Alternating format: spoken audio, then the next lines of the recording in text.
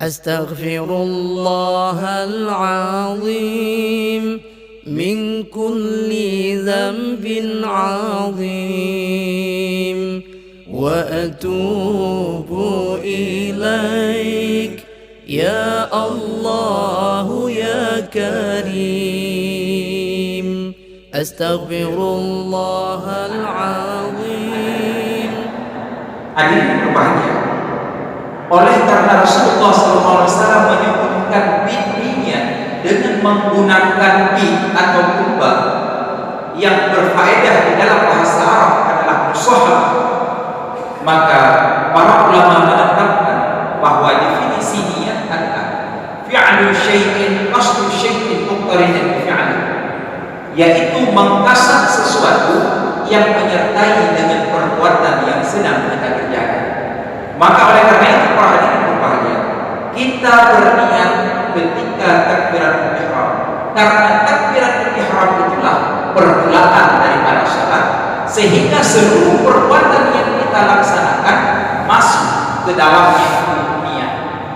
Tetapi apabila kita berniat di tengah, maka awal dari perbuatan kita tidak ada niat.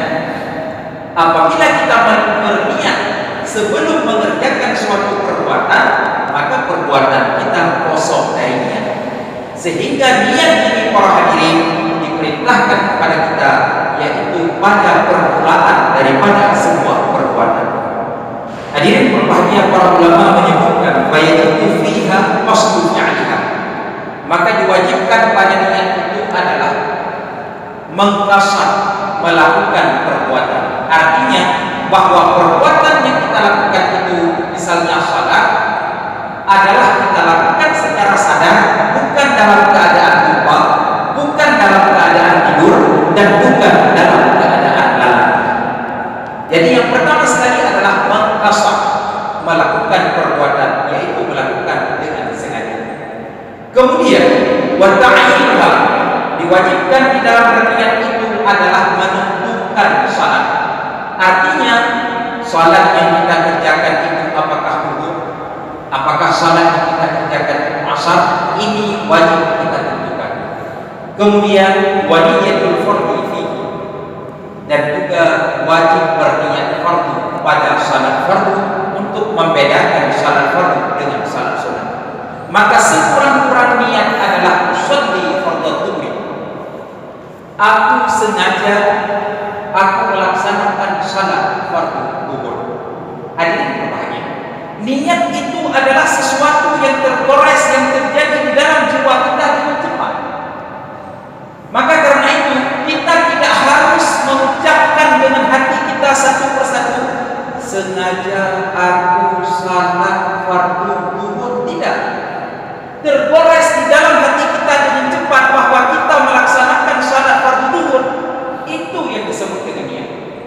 Kata Abul Samal, niat itu umpamanya seperti ketika kita membuka penutup hidangan, yang di dalam bahasa kita di sini disebut sani, di sana di Langsa disebut tobraka.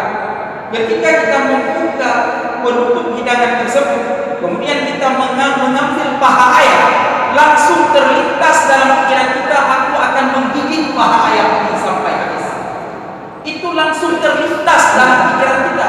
Jadi kita tidak mengucapkan di dalam hati, aku akan menggigit paha ayam ini. Tidak. Ketika kita ambil, langsung terbayang dalam hati kita, akan menggigit sampai habis. Itulah niat. Jadi niat itu terlintas di dalam jiwa kita secara cepat. Itu pada hakikatnya para hadirin yang disebut dengan niat. Hadirin berbahagia, tidak hanya dalam amalan ibadah mahdoh saja. Di dalam amalan-amalan yang lain kita juga harus meluruskan niat. Karena apabila tidak ada niat yang baik, maka amalan kita tidak menjadi baik. Contohnya ketika kita menikmati makanan, kita ambil nasi, kemudian kita masukkan ke dalam mulut kita. Apabila kita berniat itu untuk menguatkan ibadah, maka itu akan bernilai ibadah. Tetapi apabila kita menikmati makanan hanya sekedar untuk mengenyangkan saja, supaya perut kita kenyang, itu saja yang kita niatkan, maka itu tidak bernilai ibadah. Tetapi apabila bagus niat, maka itu akan bernilai ibadah. Begitu juga ketika kita mencari uang sehari-hari, kita mencari nafkah untuk keluarga kita, kita berniat, ya Allah, dengan nafkah ini mudah-mudahan aku mampu beribadah, dan begitu juga keluarga mampu beribadah. Itu bernilai ibadah. Tetapi kita apabila berniat hanya sekedar mengumpulkan harta, hanya sekedar mencari kesenangan dan mengumpulkan harta, maka pekerjaan kita mencari nafkah sehari-hari tidak bernilai ibadah. Maka karena itu bahagia ulama mengatakan, kam min amalin yatasawwaru bi surati a'malid dunya. Betapa banyak amalan yang menyerupai amalan dunia, yasiru amalan akhirah bi husnil niyyah, tetapi dia menjadi amalan akhirat karena bagusnya niat. Wa kam min amalin yatasawwaru bi surati amalil akhirah wa yasiru amalan dunya bi husnil niyyah. Betapa banyak amalan-amalan yang merupakan amalan akhirat, rupanya adalah rupa akhirat, tetapi ternyata menjadi amalan dunia karena buruknya niat. Umpamanya hari ini kita mencari nafkah untuk mengumpulkan harta, sekedar hanya untuk mencari kesenangan. Bahkan ketika misalnya kita membaca Al-Quran, kita hanya berniat untuk memamerkan indahnya suara kita. Itu para hadirin yang berbahagia, rupanya memang rupa amalan akhirat, tetapi hakikatnya itu sudah menjadi amalan dunia. Maka mari para hadirin yang berbahagia hari ini, kita meluruskan niat sehingga amalan yang kita kerjakan ini lurus kepada Allah Subhanahu wa taala.